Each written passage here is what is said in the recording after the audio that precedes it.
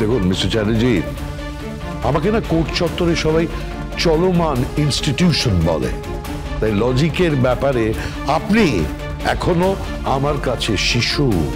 Advocate Mukherjee, public city hospital এই কলকাতা শহরের বুকে একটা নাম, আর তার ওনার আমরা, এই চ্যাটার্জি ফ্যামিলি। Mind it. হ্যাঁ আমি জানি, আপনার সঙ্গে কোনোভাবেই তর্কে যাওয়ার কোনো ইচ্ছে আমার নেই। মিস্টার মুখার্জি দেখুন দেখুন, এই মুহূর্তে ব্যাপারটা যে জায়গায় গেছে না, এখন আমাদের কারোর কিছু করার নেই। আপনার বৌমা টিপের শর্তে রাজি হয়েছে, এখন আমরা কি করবো? আমাদের তো অপেক্ষা করা ছাড়া কোনো উপায় নেই। দেখুন গীতা আমাকে বলেছে, এমনকি ওই সাপুরে, ওই তারক সাপুরে সেও বলেছে যে আমার ছেলেকে গঙ্গায় পাওয়া গেছে এবং আপনার মেয়ে তাকে বাঁচিয়েছে, সেজন্য আমি আপনার মেয়ের কাছে কৃতজ্ঞ। কিন্তু তাকে মিথ্যে থেকে বেরিয়ে আসতে বলুন। সে কেন এরকম করছে?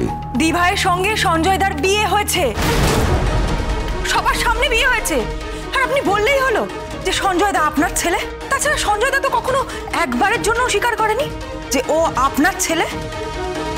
দেখুন, আপনাদের বাড়িতে গিয়ে থাকাটা আমার ঠিক পছন্দ নয়, মানে আমরা কেউই সেটা চাইছি না, কিন্তু গীতা তো হুট করে শর্তটা মেনে নিল। তাহলে আমরা একা টিপের উপর দোষটা কি করে দিই বলুন তো?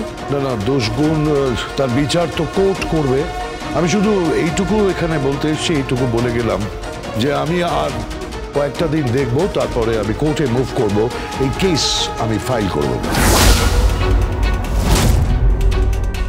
মিস্টার মুখার্জি, আপনি কিন্তু এটা করবেন না। আপনার মেয়ের, মিসেস চ্যাটার্জি, আপনার মেয়ের ক্রিমিনাল মানসিকতা, অসুস্থ, স্বাভাবিক নয়। মিস্টার মুখার্জি, টিপ তো এসব কিছু জানতোই না, আর ও আমাদেরও সেরকম ভাবে কিছু ইনফরমেশন। এক মিনিট, তার মানে তুমিও বলছো যে সঞ্জয় সত্যি? হ্যাঁ, হোয়াট ডু মিন? আমার মেয়ে গিল্টি? আমি সে কথা বলতে চাইনি। সেটাই বলছো, মানেটা তাই দাঁড়াচ্ছে। এক মিনিট, দেখুন